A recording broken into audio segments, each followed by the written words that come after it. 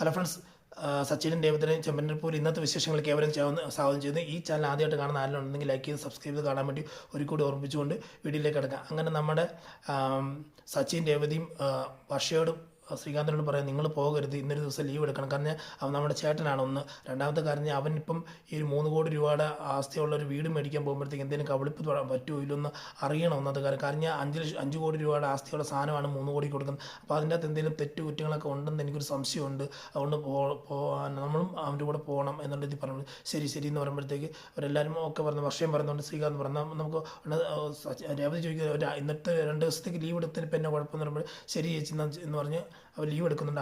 അകത്തോട്ട് ഞങ്ങളും വരുന്നുണ്ടെന്ന് പറയുമ്പോഴത്തേക്ക് നിങ്ങളും വരുന്നുണ്ടോ, അപ്പോൾ സന്തോഷം താങ്ക്സ് എന്ന് പറഞ്ഞ് ശ്രുതി പറയുന്നുണ്ട്. ശ്രുതി താങ്ക്സ് എല്ലാം പറയുമ്പോഴത്തേക്ക് ഉടനെ ചന്ദ്രമതി എല്ലാവരും വരുന്നുണ്ട്. സന്തോഷം, എല്ലാവരും കുഴപ്പമില്ല. എൻ്റെ മോൻ വലിയ വീട് മേടിക്കാൻ പോവാണ്, അടിപൊളി എന്നൊക്കെ പറയുമ്പോഴത്തേക്ക് അടിപൊളി. ഉടനെ ശ്രുതി പറയണ, എൻ്റെ വീട് വലിയ വീട് എന്നുള്ള രീതി സ്വപ്നമൊക്കെ കണ്ടുകൊണ്ടിരിക്കുകയാണ്.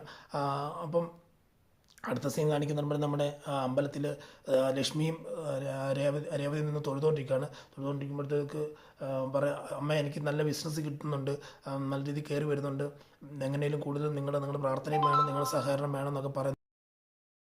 അങ്ങനെ പറഞ്ഞുകൊണ്ടിരിക്കുന്ന സമയത്താണ് നമ്മുടെ ശ്രുതി അങ്ങോട്ട് കയറി വരുന്നത്.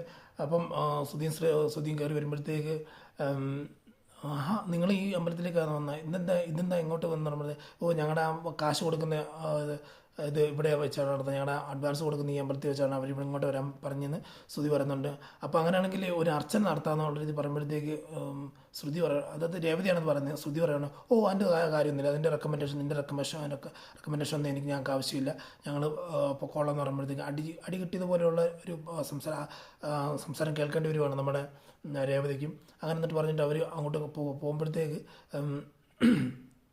ഒരു കുടം അവിടെ നടയിൽ വെച്ചിട്ടുണ്ട്. നടയിൽ കുടം വെച്ച് കുടത്തെ തട്ടി വീഴാൻ പോകുന്നുണ്ട്. അപ്പോൾ കുടം മറിഞ്ഞ് വീഴുന്നുണ്ട്. അപ്പോൾ വെള്ളം പോകുമ്പോഴത്തേക്ക് അയ്യോ എന്നുള്ള രീതിയിൽ ലക്ഷ്മിയും രേവതിയും വെക്കുന്നുണ്ട്. അപ്പോൾ അവിടുത്തെ പൂജാരി വന്നിട്ട് കുഴപ്പമില്ല ഞാൻ എടുത്ത് വെച്ചോളാം എന്നുള്ള രീതി പറഞ്ഞ് പോകുന്നുണ്ട്. അപ്പം ഇവർ നടന്നു പോകുമ്പോഴത്തേക്ക് ലക്ഷ്മി പറഞ്ഞു, മോളെ ഇന്നിപ്പം പൈസ പോകുന്ന ദിവസമാണ്, പക്ഷെ ഇപ്പം തന്നെ ഇവർക്ക് എന്തോ പ്രശ്നം പറ്റിയിട്ടുണ്ടല്ലോ, എന്താണെന്ന് അറിയത്തില്ലോ, കാരണം എന്തോ ഒരു ശകുനക്കേടുണ്ട്, ഇന്ന് കൊടുത്തു കഴിഞ്ഞാൽ ശരിയാകത്തില്ല എന്ന് പറയുമ്പോഴത്തേക്കും അന്ന് ഞാൻ പോയി പറയട്ടെ എന്ന് പറയുമ്പോഴത്തേക്ക്, മോളെ നീ പറഞ്ഞ ആവശ്യമില്ലാത്ത വിഷയം ഉണ്ടാക്കേണ്ട, അവർക്കത് ഇഷ്ടപ്പെടുമോ എന്ന് അറിയത്തില്ല. കാരണം എന്ന് കഴിഞ്ഞാൽ പല പ്രാവശ്യം നമ്മൾ ഓരോ കാര്യം നന്മയ്ക്ക് വേണ്ടി പറയുമ്പോൾ തിന്മയായിട്ടാണ് വരുന്നത്, നീ പറയാതിരിക്കുന്നത് നല്ലതെന്ന് പറയുമ്പോഴത്തേക്ക് ഇല്ലമ്മ പറഞ്ഞേ പറ്റുമോ, അല്ലെങ്കിൽ അവർക്ക് എന്തെങ്കിലും ബുദ്ധിമുട്ടുണ്ടായാലോ എന്നുള്ളത്, അത് നീ എന്തിനു ചിന്തിക്കുന്നത്, അവരെക്കുറിച്ച് നീ ചിന്തിക്കേണ്ട, നീ അവരെക്കുറിച്ച് വിട്ടുകളാ.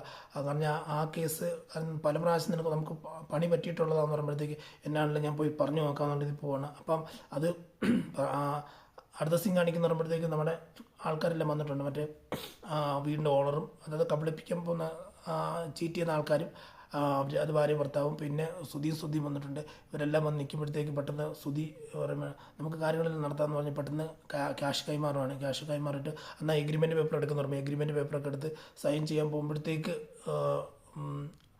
രേവതി വന്നിട്ട് പറയും, ശ്രുതിക്ക് നമ്മൾ ക്യാഷ് കൈമാറരുത്, ഇന്ന് ചെയ്യരുത്, കാരണം നമ്മൾ വന്ന വഴിക്ക് വേണ്ടോ ശ്രുതിയുടെ കാല് തട്ടി കുടം വീണെന്ന് കണ്ട, അപ്പോൾ അതിൻ്റെ അകത്ത് എന്തെങ്കിലും പ്രശ്നങ്ങളുണ്ട്, അതുകൊണ്ട് അത് മനസ്സിലാക്കിയെന്ന് ചെയ്യുന്നത് നല്ലതെന്ന് പറയുമ്പോഴത്തേക്ക് ശ്രുതി പറയുമ്പോൾ ശരിയല്ല, രേവതി പറഞ്ഞ് ശരിയാന്ന് പറയുമ്പോഴത്തേക്ക് എന്ത് ശകുനക്കേട്, ഒരു ശകുനക്കേടും ഇല്ല, ഇതിപ്പോൾ നമ്മളിത് ചെയ്യരുതെന്നുള്ളൊരു അസൂയ കൊണ്ട് അവൾ പറഞ്ഞുകൊണ്ടിരിക്കുമെന്ന് ശ്രുതി പറയും.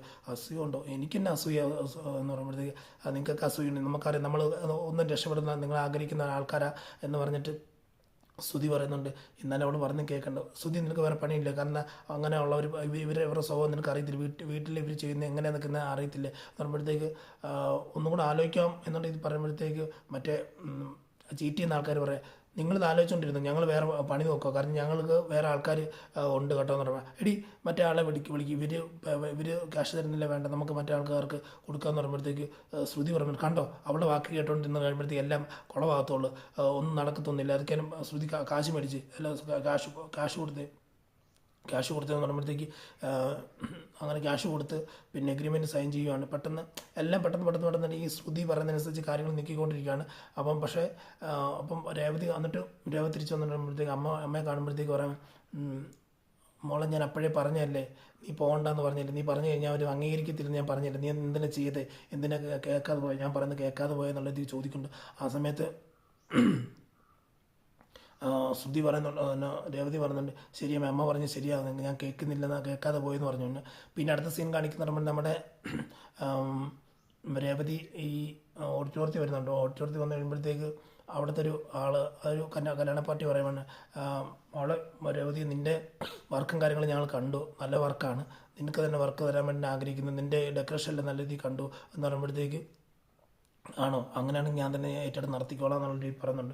അങ്ങനെ പറഞ്ഞുകൊണ്ടിരിക്കുമ്പോഴത്തേക്ക് മറ്റേ ആ മാനേജർ വന്ന് പറയുക നിങ്ങൾക്ക് ഈ വർക്ക് ചെയ്യാൻ പറ്റില്ല എന്ന് പറഞ്ഞാൽ എന്തുകൊണ്ട് വർക്ക് ചെയ്യാൻ പറ്റത്തില്ല, കാരണം ഈ വർക്ക് മറ്റേ ഹേമ മാഡമാണ് ഇവിടെ ചെയ്തുകൊണ്ടിരിക്കുന്നത് എന്ന് പറയുമ്പോഴത്തേക്ക് ഉടനെ ഞങ്ങളുടെ മക്കളുടെ കല്യാണത്തിന് ഞങ്ങൾ ഡെക്കറേഷൻ കൊടുക്കും ഞങ്ങളാണ് തീരുമാനിക്കുന്നതെന്ന് പറയുമ്പോൾ അതിൽ ഇത് മാസങ്ങളായിട്ട് വർഷങ്ങളായിട്ട് ഇത് ചെയ്തുകൊണ്ടിരിക്കുന്ന ഹേമ മാഡം എന്ന് പറയുമ്പോഴത്തേക്ക് ഹേമ മാഡം അങ്ങോട്ട് വരണം എന്നിട്ട് പറഞ്ഞാൽ ഇവിടെ ഞങ്ങളാണ് ഈ വർക്കിന് ചെയ്തുകൊണ്ടിരിക്കുന്ന വർഷങ്ങളായിട്ട്, ഇപ്പോൾ ഈ പെണ്ണ് ഇവിടെ വന്നെന്ന് പറഞ്ഞ് ഈ വർക്ക് നിങ്ങൾ അവർക്ക് കൊടുക്കാൻ പറ്റത്തില്ല, ഞങ്ങൾ തന്നെ ചെയ്യണം എന്ന് പറയുമ്പോഴത്തേക്ക് അങ്ങനെ പറയുമ്പോഴത്തേക്ക്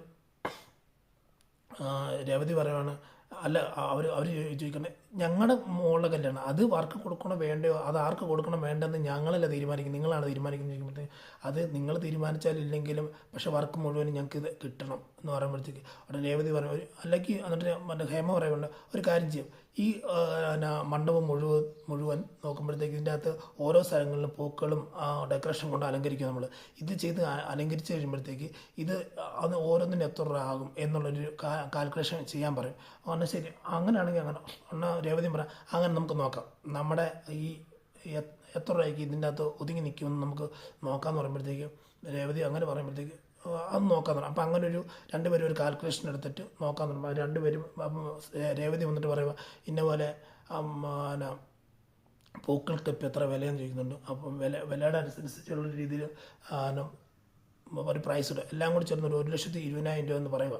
അത് പറയുമ്പോഴത്തേക്ക് മറ്റേ വീടിൻ്റെ ഓണർ അല്ല കല്യാണം നടത്തുന്നവർ പറയണ രേവതി ഇന്നെന്താ രേവതി ഇത്രയും പ്രതീക്ഷിച്ചു, ഞങ്ങളൊരു 80,000 രൂപ പ്രതീക്ഷിച്ചു, രേവതി ഇത്രയും പ്രതീക്ഷിച്ചില്ല, രേവതി ഇത്രയും എമൗണ്ട് പറയുന്നത് ഞങ്ങൾ ഒരിക്കലും പ്രതീക്ഷിച്ചില്ല എന്ന് പറയുമ്പോഴത്തേക്ക് അല്ല ഞാൻ ഇപ്പോൾ പൂക്കളിനൊക്കെ വില കൂടുതലാണ്, അങ്ങനെ ആ സീസൺ ആകുമ്പോഴത്തേക്ക് അത്ര രീതിയിൽ ഇപ്പോഴത്തെ വിലയല്ല പിന്നീട് ആകുമ്പോഴത്തേക്ക് വില കൂടുതലാണ്, അതുകൊണ്ട് നമ്മൾ ഉദ്ദേശിക്കുന്ന രീതിയിലുള്ള റേറ്റ് കിട്ടത്തില്ല, റേറ്റിൽ നിൽക്കത്തില്ല എന്ന് പറയണം. അപ്പോൾ അത് അതിനിപ്പോൾ എന്താ ചെയ്യാൻ പറ്റുന്നത്, ഈ റേറ്റിൽ പോകത്തുള്ളൂ എന്ന് പറയുന്നത്.